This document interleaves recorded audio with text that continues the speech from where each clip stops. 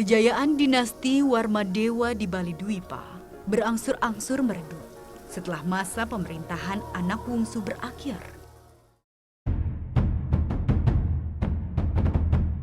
Serangan pasukan kerajaan Singasari dari Pulau Jawa sekitar abad ke-12 Masehi berhasil menaklukkan Bali dan menawan rajanya yang bergelar Paduka Batara Parameswara. Bukti-bukti adanya pengaruh Singasari nampak nyata pada temuan-temuan arkeologis yang ada di Bali, terutama pada bangunan Pura Kebo Edan yang berlokasi di jalur wisata Tampak Siring, tepatnya di Desa Pejeng, Gianyar, Bali. Arca-arca yang ada nampak berbeda dan menyeramkan. Pengaruh aliran Tantra Bhairawa yang dianut Raja Singasari Kertanegara terasa begitu mendominasi. Bhairawa Tantra merupakan bagian dari peradaban Jawa kuno yang masuk ke Pulau Bali melalui pengaruh kerajaan Singosari. Ritual-ritual dalam Bhairawa Tantra menetapkan ikatan mistis dan spiritual antara raja dan bawahannya, sehingga raja mendapatkan legitimasi kekuasaan yang lebih besar. Ya, lewat pemujaan terhadap kekuatan dan kesaktian dewa-dewalah, Kertanegara mencoba mewujudkan mimpi memperluas wilayah kekuasaannya. Bentuk-bentuk arca yang menyeramkan dengan ritual-ritualnya yang terbilang ekstrim menjadi gambaran betapa menakutkannya kekuatan Singasari bagi musuh-musuhnya. Kalau pada zaman Kertanegara memang Bali itu pernah ditaklukkan lewat Kebo Parud, dan sebagai tinggalannya yang monumental adalah di Kebo Edan. Pada abad ke-10 pada masa Udayana pun pemujaan sakti itu sudah ada sebenarnya. Nah, dipuja Bhairawa gitu. Nah, sehingga disatukan itu, sehingga dia menjadi satu kesatuan dalam agama Siwa Siddhanta. Sehingga Kebo Edan yang mencerminkan agama Buddha tetap dimuliakan. Bahkan kita sekarang di Bali mengenal dalam kegiatan upacara besar, pasti menggunakan dua pendeta, yaitu Siwa dan Buddha. Penamaan Pura Kebo Edan diambil dari temuan berupa dua buah arca nandi yang merupakan tunggangan Dewa Siwa.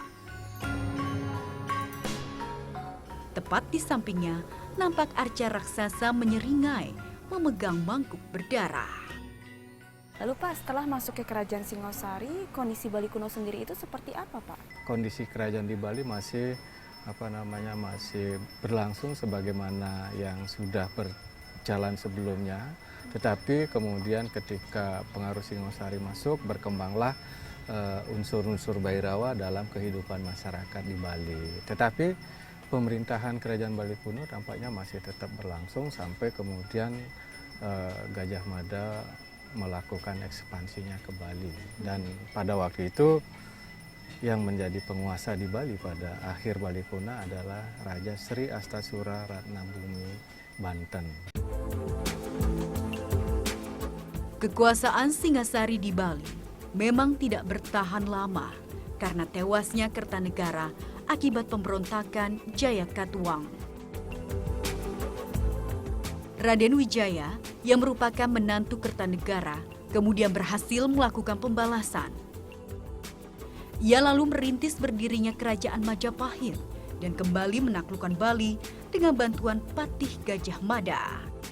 Sungguh kisah luar biasa yang mewarnai sejarah Bali Dwipa. Beruntung rasanya bisa menyaksikan jejak-jejak peninggalannya.